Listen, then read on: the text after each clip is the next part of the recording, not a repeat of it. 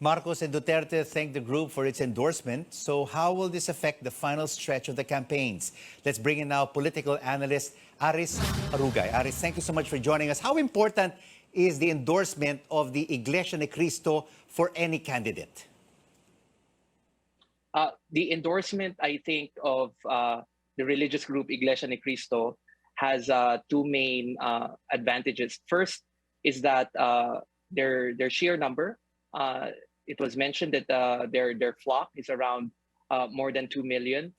That's an important size of possible voters, although we don't really know who among the 2 million membership will actually vote and is part of the Filipino electorate.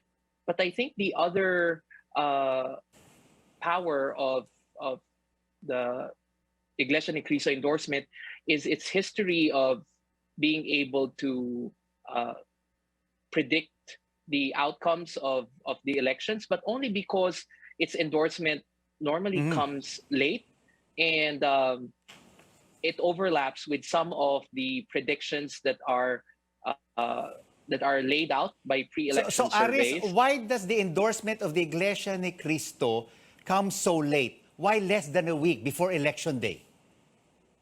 I think it's more pragmatism, more than I think a process of really vetting candidates.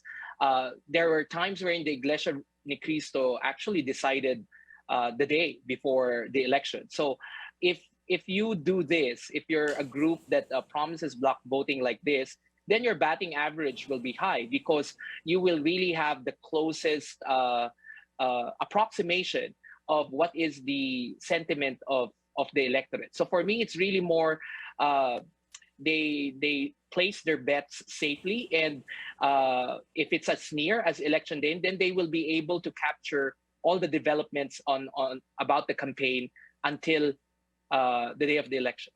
And are they endorsing candidates close to the elections because they want to come out as like the kingmakers if their candidates that they endorse win?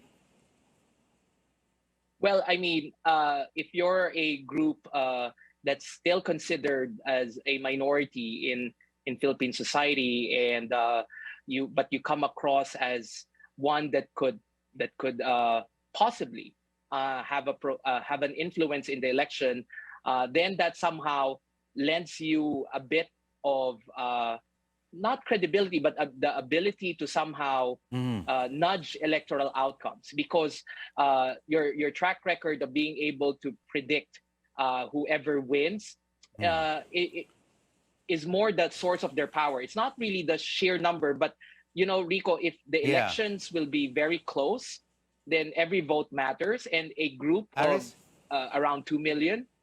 We had elections before on the presidency that was wherein the lead was less than 1 million.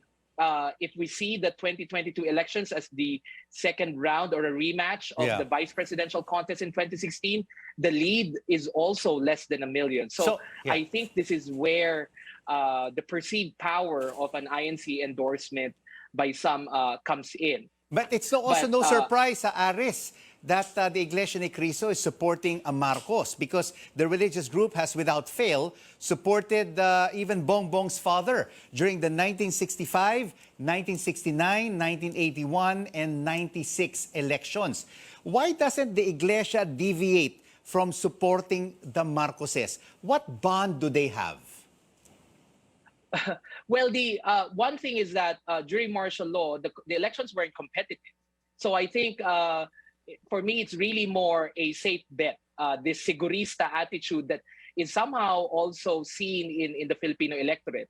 This is why the Filipinos don't want to bet on a losing candidate, because they want their vote to be counted and to matter. So for Iglesia, they wanted to make sure that whenever they endorse, it will be the risks of losing will be very low. But of course, what happened in 2016, correct. I'm not surprised with the endorsement, because they endorsed Marcos in 2016 and over the same opponent, Leni Robredo. So there's really very little chance that they will veer away from endorsing him again in this particular electoral contest. And of course, we've seen other religious groups, no, who have also endorsed candidates such as the El Shaddai and Jesus is Lord. And you also have the Catholic Church coming out in the open endorsing the Lenny Kiko tandem. How significant is this support from the Catholic Church for Lenny Robredo and Kiko Pangilinan? Rico, there was a time, I think several decades ago, wherein the endorsements or the support of religious groups seem to have mattered more.